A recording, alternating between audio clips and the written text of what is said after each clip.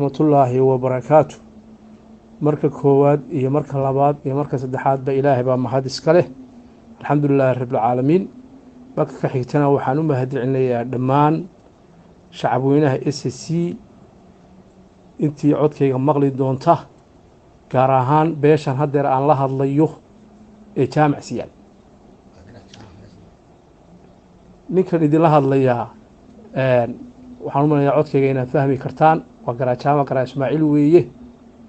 anigu mar baan hadlaa oo jaamac siyaad la hadlaa, waa markii koowaad ee gole jaamac siyaad aan ka hadlo.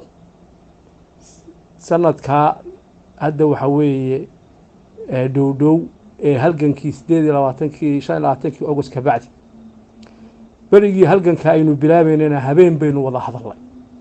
habeenka aynu wada hadalnayna jaamac siyaadow go-aan baynu isla qaadanay. go-aankaasi wuxuu ahaa oo aynu hoosta ka xariiqnay colaadaas iyo halgankaasi inuu jaamac siyaad ku dambayn doono, iyo dadka iyagu deegaanka degan ilaa ceergaabe ilaa muxuu ahaa farhareeri ama waxa weeye waad garanaysaan reeraha ay kala yihiin. innagana culays gaara uu inoogu dambayn doono, inuu fuuli doono. waxaynu isla qaadanay in aynu culayskaas dhexda u xidhanno oo xabadda deegaanka ku dambayn doonta aynu waxa weeye aynaan u kala hadhin. qurba joogtooduna waxaad amar nagu siiseen, idinka waxaa laydinka doonayaa ciidan iyo calaf, annagana waxaana laga doonayaa dhaqaalihii iyo sidii aynu waxa weeye hub aynu u iibsan lahayn, oo markaa hub aynaan haysan. hawshaa waad ka soo baxdeen, annaguna hawshayadu waa ka soo baxnay. haddaba maanta halka ay taagan tahay waa halka aan doonaya inaan ka hadlo, inaad isgaadhsiisaanna ay muhiim tahay. hablihii jaamac siyaad ee gudaha joogay waa shaqaynaya, iyagu mar walba howlo caafimaad, taangiyadii oo waxay u dhiseen meeshii lagu hagaajin lahaa, wadooyin ay samaynayaan. qarashkaasi waa laascanood buu ka socdaa. hablaha jaamac siyaad aad iyo aadna waa mahadsan yihiin, waana ugu hambalyeynaya. waxgaradkii jaamac siyaad iyo odayaashiina waad ogtiin waxba ma hayaan, laakiin iyaga waxaa laga doonayaa ciidankii iyo calafkii, iyana hawshooda way qaateen. soomaalidu waxay ku maamaadaa soor baa lagu fadhiyaa sina laguma fadhiyo.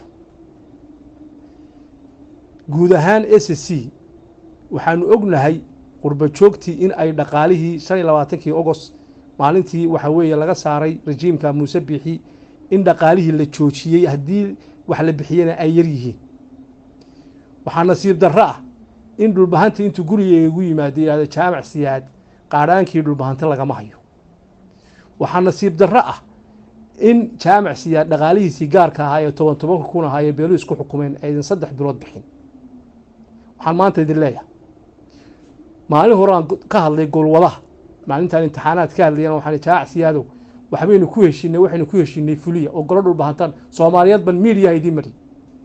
maantana waxaan idin leeyahay oo si gaar ah oo markii koowaad idin hadlo, war halganka war 6 bilood cagaha dhulka ku adkay kartaa, war waxba inaga gaar inoo ah, war deegaankeenii baa la jooga, war culays baa ina saaran, war dagaalku hadduu dhaco haddii 10 nin dhibato oo SSC 5 inagay noqonayaan.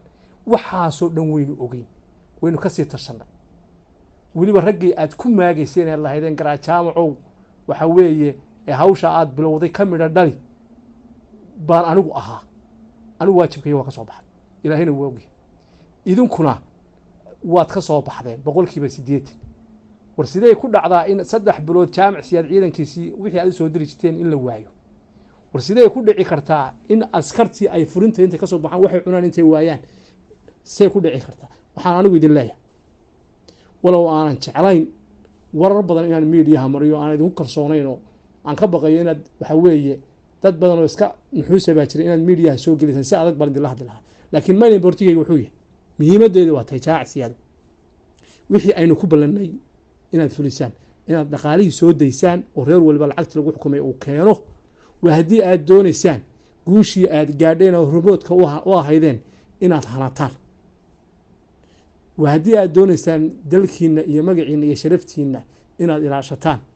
waa haddii aad doonaysaan kaftankan aad tiraahdeen maqaaxiyii baanu fadhiisanaayo hadda annaga u kaftan badan ugu muxuu ahaa hadal fiican annagana la dhageystaa ay idin sii socoto xilligii ugu adkaa baa la galay xaaladdu serious bay taaganta duulaamo adag baa laga baqaya sida xaalku noqonaya ilaahay baa og haddayna wiigan gudihiisa dhaqaale ku soo bixin anigu caawa warning baan idin siiyey cid la eedayn karaa iyo marka wax kharimaan cidda eedda yeelanaysaa waxay noqonaysaa guud ahaan dadka oo dhan gaar ahaanna waxay noqonaysaa dadkii dadkan amarka siiyey ee inagu aynu kow ka ahayn ee aynu shafka u garaacdeen ee aad tidhaahdaan wax allaale wixii dhaqaale ku baxaya 10 sanana ha gaadha annaga la diyaara reeryada ha la iska qaado annana aanu ku lahayn waryaara haddeen war go'aanka ma ka bixi kartaan haa war waxaan inaga inagu dambayn doonaan haa war waad ogtiino deegaankeenna hadhowto waxa weeye waxyaalo badan baa iska dhici doona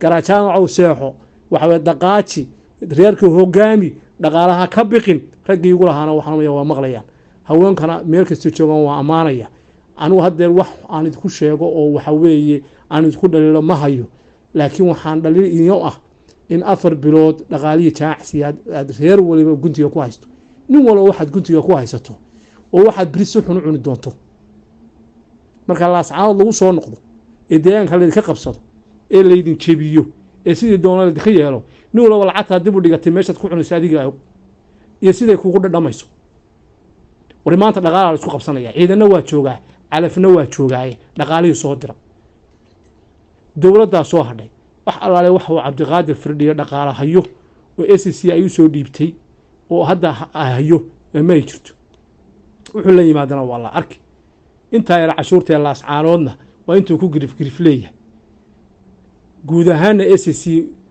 haddii alla idmo wafti waa loo soo dirayaa dibadda maray doona oo lala hadli doono idinkana laakiin jaacsiyaado waxaan idinka codsanayaa haddaan garaadkiinni ahay raggaa askarta inaad xoolo lacagta soo dirtaan u soo daysaan 4 bilood waa markii koowaad aan sanadkaa dhow idin la hadlo weli jaacsiya saa loomaan hadlin waa kow intaasaan idin leeyahay anigu waxba idinkama rabo aniga waxba ima siisaan waxba idinkama rabo raggaa waxaa weeye aynu dagaalka gelinay aynu dabkii xaabada ku shidnay wixii aynu ugu shidnay ee idinku aad kow ka ahaydeen baa laydinka doonaya wasalaamu calaykum waraxmatullahi wabarakaatu